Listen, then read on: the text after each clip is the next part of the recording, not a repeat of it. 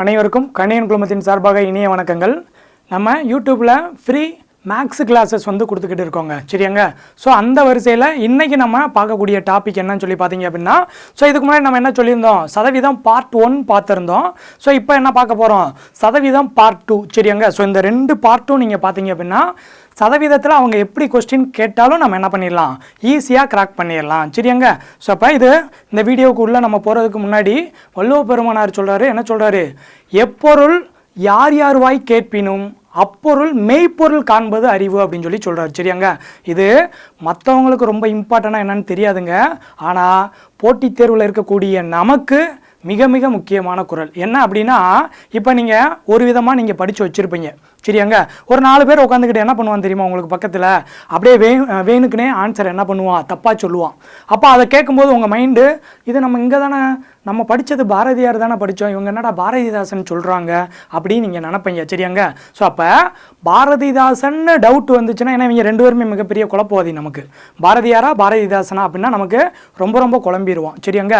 So அப்போ எப்பொருள் யார் யார் வாய் கேட்பினும் அப்பொருள் மெய்ப்பொருள் காண்பது அறிவு அப்படின்னு சொல்லி சொல்கிறார், சரியாங்க. யார் என்ன வேணாலும் சொல்லிட்டு போகட்டும், எல்லாத்தையும் கேட்டுக்கோங்க, அதில் உண்மைத்தன்மை எது அப்படின்றத மட்டும் நீங்கள் என்ன பண்ணிக்கோங்க, நீங்கள் ஆராய்ஞ்சு வச்சா மட்டும்தான் உங்களால் வெற்றி வகை சூட முடியும், சரியாங்க. புரியுதா? சரிங்க, சரி வாங்க. ஸோ இந்த பாட்டில் நம்ம எதை பற்றி பார்க்க போகிறோம் அப்படின்னா சதவீதத்தோட பார்ட் 2, சரியாங்க. இதை லைட்டாக ஒரு ரிவைண்ட் பண்ணுறேன். ஸோ அங்கே என்னங்க சொல்லியிருந்தேன் போன கிளாஸில் அதாவது ஒரு தசம எண்ணையோ இல்லாட்டி ஒரு பின்னத்தையோ சதவீதமாக மாற்ற 100ஆல் பெருக்க வேண்டும், சரியாங்க. அடுத்து என்ன சொன்னேன் அப்படின்னா, ஒரு தசம எண் கொடுத்துருக்காங்களா, அதை பின்னமாக மாற்றிடுங்க, பின்னமாக மாற்றிட்டு சதவீதமாக மாற்றினீங்கன்னா அது உங்களுக்கு ரொம்ப எளிமையாக இருக்கும், சரியாங்க. அதே ஒரு சதவீதம் கொடுத்து பின்னமாகவோ தசம எண்ணாகவோ மாற்ற சொன்னால் அதை நீங்கள் என்ன பண்ணணும், 100ஆல் வகுக்க வேண்டும், சரியாங்க. அடுத்து எந்த சம்மு கொடுத்தாலும் அந்த சம்மோட 100% என்னன்னு சொல்லி பார்க்க சொன்னேன். அடுத்து உங்களுக்கு கேட்ட வினாவை நான் பார்க்க சொன்னேன், புரியுதாங்க.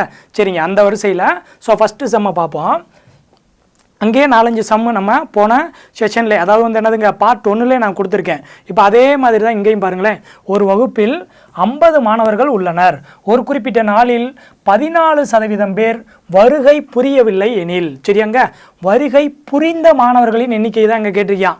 நம்மால் 14% பேர் வருகை புரியவில்லைன்னு சொன்னோடனே புரியவில்லை தான் கேட்டிருப்பான்னு இவனா நினச்சிக்கிறது, அப்படிலாம் நினைக்கக்கூடாதுங்க, சரியாங்க. இப்போ பாருங்கள், அப்போ இங்கே 100% என்னதுங்க, அந்த வகுப்பில் எத்தனை பேர் இருக்கான், 50 பேர் இருக்கானாங்க, அவன் தான் 100%, சரியாங்க. இப்போ பாருங்கள், 100% தான் 50 பேர், சரியாங்க. 14% பேர் வரலையாங்க. அப்போ 14% பேர் வரல, அவன் எத்தனை பேர்னு நம்ம பார்த்துக்குருவோம். அப்போ இங்கே பாருங்களேன், இங்கே மதிப்பு குறையும் போது இங்கேயும் மதிப்பு குறையுமாங்க. அப்போ குறுக்கு பெருக்கல், அப்போ 100 × x 14 × 50. இப்போ பாருங்கள், 1 50 2 100, 1 2 7 2 14. இப்போ எக்ஸோட மதிப்பு 7. இவன் கொடுத்துருக்கிறதுல 7 என்னதுங்க, வருகை புரியவில்லை. அப்போ 50 பேர் கிளாஸில் இருக்காங்க, 7 பேர் வரல. அப்போ வந்தவன் எத்தனை பேர் இருப்பான், அப்போ 50ல் 7 கழிங்க 43, அவ்வளோதான். ஆன்சர் என்னதுங்க, ஆப்ஷன் வருகை புரியவில்லை எனில் வருகை புரிந்தவர்கள், சரியாங்க. அப்போ 50ல் 7 போச்சுன்னா 43, சரியாங்க. புரியுதுங்களா, ஆப்ஷன் டி. புரியுதுங்களா. 7 ஏன் நம்ம ஆப்ஷன் 7 வச்சுருக்கோம் அப்படின்னா, நம்ம என்ன பண்ண மாட்டோம், கொஸ்டினை படிக்க மாட்டோம். அதுதான் நம்ம பண்ணக்கூடிய மிகப்பெரிய தவறு. கொஸ்டினை நம்மளாக ஃப்ரேம் பண்ணிக்கிடுவோம். ஒரு ரெண்டு வார்த்தையை படித்தோடனே இதுதான் கேட்டிருப்பாங்கன்னு நம்மளாக ஃப்ரேம் பண்ணிக்கிடுவோம். அந்த தப்பை பண்ணக்கூடாதுங்க, சரியாங்க. அப்போ வருகை புரியாதவங்க 7 பேர், அப்போ வருகை புரிந்தவங்க எத்தனை பேர் இருப்பாங்க, 50ல் 7 போச்சுன்னா 43ங்க, சரியாங்க. அவ்வளோதாங்க. அடுத்த வினா பாருங்கள். இப்போ ஒரு உலோகக் கலவை 26% தாமிரத்தை கொண்டுள்ளது. 260 கிராம் தாமிரத்தை பெற எந்த அளவு உலோகக் கலவை தேவைப்படுகிறது, சரியாங்க. அப்போ இந்த 26% தான் 260 கிராமு. அப்போ 100% எவ்வளவு, இதுதான் கேள்வி. இப்போ பாருங்கள், இதோட மதிப்பு அதிகரிக்கும் போது இதோட மதிப்பு அதிகரிக்கு. இதுவும் நேர்மாறல், புரியுதாங்க. 2 பக்கம் குறைஞ்சாலும் நேர்மாறல், 2 பக்கம் கூடுனாலும் நேர்மாறல் தான், சரியாங்க. ஒரு பக்கம் கூடி ஒரு பக்கம் குறைஞ்சாதான் எதிர்மாறல், புரியுதாங்க. அப்போ இங்கே பாருங்க, 26 × x 100 × 260. அப்போ ஒரு 26 இங்கே பாருங்கள், ஒரு 26 0. இப்போ இந்த 2ஐயும் பெருக்குங்க, 100ஐயும் 10ஐயும் பெருக்குனீங்கன்னா 1000 கிராம், புரியுதாங்க? அப்போ ஆன்சர் வந்து என்னதுங்க, எங்கே இருக்குது? ஆப்ஷன் பியில் இருக்காங்க. ஆப்ஷன் பால் பாருங்கள் 1000 கிராம். அப்போ இந்த 26% தான் 260 கிராமு. 100% எவ்வளோன்னு பார்த்துருக்கேன். சரியாங்க? உங்களுக்கே நல்லா தெரியும், ஒரே கான்செப்டை தான் சொல்லிக்கிட்டு இருக்கேன். அதான் அந்த கான்செப்ட் புரிஞ்சிச்சுன்னா அவங்க எப்படி வினா கொடுத்தாலும் நமக்கு எளிமைங்க. சரியாங்க? இப்போ பாருங்கள், ஒரு காப்பீடு நிறுவனத்தோட முகவர் ஏஜென்ட் இருக்காப்புல, அவர் சேகரிக்கக்கூடிய அடிப்படை பிரீமிய மதிப்பில் 5% அவர் என்ன பண்ணிக்கலாம், தரகாக பெறுகிறார். சரியாங்க? புரியுதாங்க? நான் வந்து ஒரு ஏஜென்ட்டு, உங்ககிட்ட நான் காசு வாங்கி நான் பேங்க்கில் போய் கட்டிட்டேன்னா எனக்கு 5% வந்து எனக்கு வந்து என்ன கொடுக்குறாங்க, தரகு மாதிரி கொடுக்குறாங்க. அப்போ 4800 பிரீமியமாக நான் உங்ககிட்ட வசூலித்தேன். சரியாங்க? அப்போ இங்கே 100% எது? அந்த 100% தான் 4800 ரூபா. சரியாங்க? இதை வசூலித்து போய் நான் கொடுத்தேன் அப்படின்னா எனக்கு எத்தனை சதவீதம் கொடுப்பான்? 5% எவ்வளோன்னு சொல்லி பார்க்குறேன். இதோட மதிப்பு குறையும் போது இதோட மதிப்பும் குறையும். அப்போ 100 × x 5 × 4800. சரியாங்க? இப்போ பாருங்கள், 2 0க்கு 2 0 போயிடுச்சாங்க. எதங்க பெருக்கணும்? 48ஐயும் 5ஐயும் பெருக்குங்க. 5 8 40, 4 5 20, 24. சரியாங்க? புரியுதாங்க? 5 8 40, 4 4 5 24, 24. அப்போ எவ்வளோங்க எனக்கு வந்து தரகா கிடைக்கும்? ரூபாய் 240 ரூபாய் எனக்கு வந்து என்ன கிடப்பான், எனக்கு என்னதுங்க, 240 ரூபா தரகு தொகையாக கொடுப்பாங்க. புரியுதாங்க? அப்போ இங்கே 100% என்னதுங்க, நான் வசூலித்து வர பணம் 4800 கொடுத்தா தான் 5 பங்கு எனக்கு. புரியுதாங்க? அந்த 4800 தான் 100%. அவ்வளோதான். அடுத்த வினா பாருங்க. அடுத்தது 600இன் x% என்பது 450 எனில். சரியாங்க? அப்போ 600ல் எத்தனை பர்சன்டேஜ்னு தெரியாது, அது 450ன்னு சொல்லிட்டாங்க. அப்போ இங்கே 600 முழு மதிப்பா 450 முழு மதிப்பா? இது ரொம்ப டைம் கேட்ட கொஸ்டினுங்க. சரியாங்க? நம்ம 8th புக்கில் இருக்குது, அதிக முறை கேட்ட வினா. கொஞ்சம் நல்லா பார்த்துக்கோங்க. இங்கே 100% தான் 600. சரியாங்க? அப்போ 450 அப்படின்றது எத்தனை சதவீதம்? இதாங்க கேள்வி. நீங்கள் நல்லா பாருங்களேன், 600ஓட x% தான் 450. சரியாங்க? அப்போ 600 தான் இங்கே 100%. இதில் எத்தனை சதவீதம் தெரியாது, அத்தனை சதவீதம் 450ன்னு சொல்லிட்டேன். அப்போ 100% தான் 600. மதிப்பு குறையுதா? இங்கே மதிப்பு குறையும். அப்போ குறுக்கு பெருக்கல் 100 × 450 x × 600. சரியாங்க? 2 0க்கு 2 0 போயிடுச்சாங்க. 1 6 6, இங்கே 7 6 42, மீதி 3 30, 5 30. அப்போ எக்ஸோட மதிப்பு எவ்வளோங்க? 75. சரியாங்க? அப்போ எக்ஸோட மதிப்பு வந்து என்னதுங்க? 75%. புரியுதாங்க? புரிஞ்சுக்கிறணும் நீங்கள்.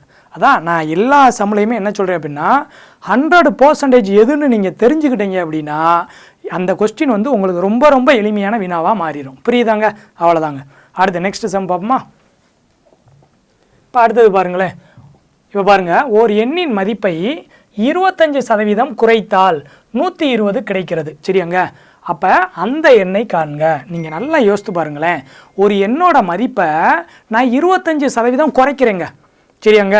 எப்பயுமே நம்ம என்ன சொல்லுவோம், 100% தானங்க பார்டர் எல்லாத்துக்குமே. அப்போ குறைக்கணும்னா அதை விட குறைச்சிக்கோங்க, அதை விட கூட்டணும்னா 100 விட கூட்டிக்கோங்க. சரியாங்க? இப்போ 100லேருந்து எத்தனை தான் குறைக்கிறேன்? 25% குறைச்சிட்டேன். அப்போ 120 அப்படின்றது 75% தான் 120. இதை நீங்கள் நல்லா புரிஞ்சுக்கிறணும். புரியுதாங்க? நான் ஒன்றும் குழப்பலாம் செய்யலை, ரொம்ப எளிமையாக தான் சொல்கிறேன். ஒரு எண்ணு இருக்குது, அந்த எண்ணு வந்து 100% தானங்க. அந்த 100%ல் 25% குறைச்சிட்டேன். குறைச்சேன்னா எனக்கு 120ங்க. அப்போ 25% எவ்வளோங்க? 75 தானங்க 120ன்னு அர்த்தம். அப்போ அந்த எண்ணுனா முழு மதிப்பு. அப்போ இது எவ்வளவு? சரியாங்க? இதோட மதிப்பு அதிகரிக்கும் போது இதோட மதிப்பும் அதிகரிக்கும். சரியாங்க? அப்போ குறுக்கு பெருக்கல் 75 × x = 100 × 120. சரியாங்க? இங்கே 25 வகைப்பாடு போடலாமா? 3 25 75, 4 25 100, 1 3 3, 4 3 12, 0. அப்போ இதை ரெண்டையும் பெருக்குங்க, நாங்க 16. அப்போ 160. அப்போ எக்ஸோட மதிப்பு என்னதுங்க? 160. ஆப்ஷன் ஏல கொடுத்துருக்கோமாங்க. பார்த்தீங்களா? அவ்வளோதான், ரொம்ப எளிமையானது. இப்போ இதே கொஸ்டின் என்ன பண்ணுவாங்க தெரியுமா?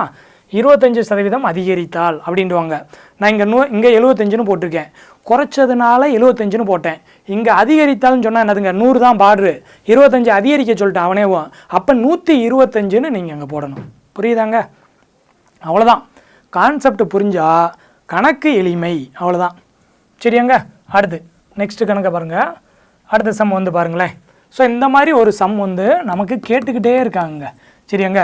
ஒரு நபரோட வருமானம் 10% அதிகரிக்கப்பட்டு அதற்கு பிறகு 10% குறைக்கப்படுகிறது எனில் அவருடைய வருமானத்தில் ஏற்படும் மாற்றத்தை காண்க. சரியாங்க, என் சம்பளத்தில் 10% அதிகரிக்கிறாங்க, அதுக்கப்புறம் 10% குறைக்கிறாங்க.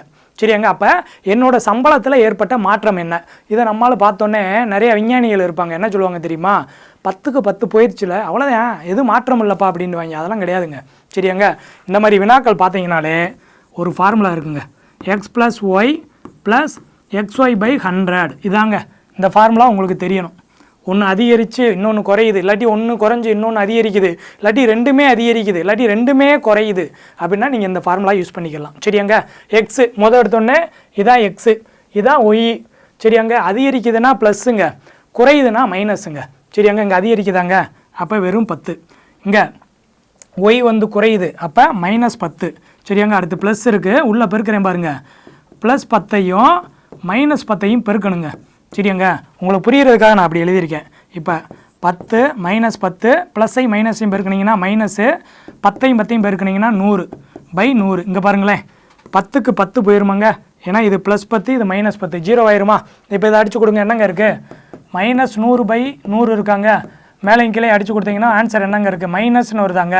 மைனஸ்னு வந்தால் ஒரு இங்கே பர்சன்டேஜ்னு நீங்கள் ஞாபகம் வச்சுக்கிறணுங்க. மைனஸ்னு வந்தால் அவங்க கொஸ்டின் என்ன கேட்டிருக்காங்க, லாபமா நஷ்டமானு கேட்பாங்க. சரியாங்க, மைனஸ்னால் நஷ்டங்க, ப்ளஸ்னா லாபங்க. சரியாங்க, அதே இது லாப நஷ்டம் கேட்கல, அதிகரிச்சிருக்கா குறைஞ்சிருக்கா அப்படின்னு கேட்டாங்கன்னா +1 ஒன்றுனா அதிகரிப்பு, -1னா குறைவு. சரியாங்க, அப்போ இங்கே -1 தானங்க இருக்குது, அப்போ 1% குறைந்துள்ளது. சரியாங்க, அப்போ அது எங்கே இருக்குன்னு பாருங்கள், ஆப்ஷன் டெல்லியில் கொடுத்துருக்கோமா, 1% குறையும். சரியாங்க, சரிங்க சார், நான் இப்படி போடும்போது எனக்கு ஆன்சர் 0ன்னு வந்துருச்சு சார். சரிங்களா, மேலே இங்கேயே அடித்து கொடுக்குறேன் சார். இப்போ ஃபார் எக்ஸாம்பிள் இந்த பக்கம் 1 இருந்துச்சு சார், இதை அடித்து கொடுக்குறேன், 1 வந்துருச்சு சார். அப்போ 1 0 ஆயிடுச்சு சார். அப்போ ஆன்சர் என்ன சார் போடணும்? மாற்றம் எதுவும் இல்லை, அவ்வளோதான் முடிஞ்சு. ஏன்னா 0. அப்போ 0னா என்ன அர்த்தம்? நான் வாங்கின சம்பளத்தை வாங்குறேன், எனக்கு கூட்டினாங்க திரும்ப குறைச்சாங்க, அதனால் எனக்கு எந்த பாதிப்பும் இல்லை. புரியுதாங்க? அதான் ஆப்ஷன் ஏ, மாற்றம் இல்லைன்னு கொடுத்துருக்கேன். இதே +1 வந்துச்சுன்னா 1% அதிகரிக்கும், +2ன்னு வந்தால் 2% அதிகரிக்கும், மைனஸ்னு வந்தால் 1% குறையும். புரியுதாங்க? கண்டிப்பாக இந்த மாதிரி ஒரு வினா கேட்குறாங்க, கொஞ்சம் நல்லா பார்த்து வச்சுக்கோங்க. சரியாங்க, அடுத்த வினா, அடுத்தது பாருங்கள். ஸோ இதெல்லாம் என்னதுங்க, ரிப்பீட் பண்ணுறாங்க. இந்த கொஸ்டின்லாம் ரிப்பீட் பண்ணிக்கிட்டு இருக்கான். சரியாங்க, 10,000ன் 25% மதிப்பின் 15% எவ்வளவு? இதுதான் கேள்வி. இப்போ அப்படியே டேரெக்டாக இதெல்லாம் எழுதிருங்க. 10,000ல் 25% இன்ட்டு 15%, அவ்வளோதாங்க, முடிஞ்சுங்க. இது எழுதுனா போதுங்க. சரியாங்க, 10,000ன் இன்னுனா பெருக்கல்னு அர்த்தங்க, இங்கே இன்னுனா பெருக்கல்னு அர்த்தம், அவ்வளோதான். சரியாங்க, அப்போ இங்கே பாருங்களேன், 2 0க்கு 2 0, இங்கே 2 0க்கு இங்கே 2 0 போயிடுச்சுங்க. எதாவது பெருக்கணும்? 25ஐயும் 15ஐயும் பெருக்க போகிறேன். அப்போ 5 25, 10 12, 1 25 25, அப்போ 3 7 5, 375 தான் இதுக்கான ஆன்சர். சரியாங்க, ஆப்ஷன் ஏ கொடுத்துருக்காங்களா, 375 தான் இதுக்கான ஆன்சர். சரியாங்க, இதை ரிப்பீட் பண்ணிக்கிட்டே இருக்காங்க, கொஞ்சம் நல்லா பார்த்துக்கோங்க. இதுக்கான ஆன்சர் என்னதுங்க? 375. சரியாங்க, சரிங்க. அடுத்து லாஸ்ட் சம் பார்க்க போகிறோம். இதோட சதவீதம் கம்ப்ளீட் ஆயிடுச்சுங்க. சரிங்களா, ஸோ இதுக்கு மேலே இருக்கிறதெல்லாம் நீங்கள் நல்லா ஒர்க் அவுட் பண்ணி பார்த்துக்கறணும். சரியாங்க, இப்போ பாருங்கள், 48 இன்னுனா பெருக்கல்னு சொன்னாங்க, 48%, சாரி 48ஓட 48%, எக்ஸ் இன்னுனா பெருக்கல் 64%. இப்படி இருந்துச்சுன்னா, இந்த ரெண்டு ஈக்குவலாக இருந்துச்சுன்னா எக்ஸோட மதிப்பு என்னன்னு கேட்டிருக்காங்க. சரியாங்க, இப்போ நான் முன்னாடியே நிறையா வீடியோவில் சொல்லியிருக்கேன், மேலே மேலே அடிச்சுக்கலாம், கீழே கீழே அடிச்சுக்கலாம். ஈக்குவல் இருந்தால் இந்த 100க்கும் இந்த 100க்கும் கேன்சலுங்க. இங்கே 8 8 64, இங்கே 6 8 48, 1 8 8, 6 8 48, அவ்வளோதானுங்க, எல்லாமே அடி ஆயிடுச்சாங்க. 6 6 36. அப்போ எக்ஸோட மதிப்பு என்னதுங்க? 36. அது எங்கெங்க இருக்குது? ஆப்ஷன் டெல்லியில் இருக்குது. புரியுதாங்க? அவ்வளோதாங்க. ஸோ இவ்வளோ தான். ஸோ அப்போ உங்களுக்கு ஃபுல்லாக பார்ட் 1 பார்ட் 2 அப்படின்னு சதவீதத்தை 2 வீடியோவாக நம்ம கொடுத்துருக்கோம். இந்த 2 வீடியோவும் பார்த்தீங்க அப்படின்னா சதவீதத்தில் என்ன பண்ணலாம், நம்ம ஈஸியாக அவங்க கேட்குற கொஸ்டினுக்கு ஆன்சர் பண்ணிடலாங்க. சிலருக்கு என்ன இருக்கும்னா, சார் லாப நஷ்டத்தில் சதவீதம் கேட்குறாங்களே, இப்போ 25% நஷ்டம் ஆயிடுச்சு, 25% லாபம் ஆயிடுச்சு அப்படின்னா அதை லாபம் நஷ்டம் கணக்கில் நம்ம என்ன பண்ண போகிறோம், சதவீதம் தொடர்பான கணக்குகள்னு சொல்லிட்டு லாப நஷ்டத்தில் நம்ம கொடுக்க போகிறோம். சரியாங்க, ஸோ இது நார்மலாக சதவீதம்னா என்ன, எப்படி உங்களுக்கு வினாக்கள் வழி வடிவமைக்கப்படுது அப்படின்றதுக்காக தான் இந்த நம்ம 2 வீடியோவும் கொடுத்துருக்கோம். அதை நம்ம லாப நஷ்டத்தில் சேர்த்து கொடுத்துருவோம். சரியாங்க? ஸோ தொடர்ந்து ஃபாலோ பண்ணுங்கள். கண்டிப்பாக என்ன பண்ணலாம், 25க்கு 25 மதிப்பெண் வாங்கிடலாம். நீங்கள் அனைவரும் போட்டித் தேர்வுகளில் வெற்றியடைய எங்களுடைய கணியன் குழுமத்தின் சார்பாக அனைவருக்கும் வாழ்த்துக்களை தெரிவித்துக் கொள்கிறேன். அனைவருக்கும் மிக்க நன்றி.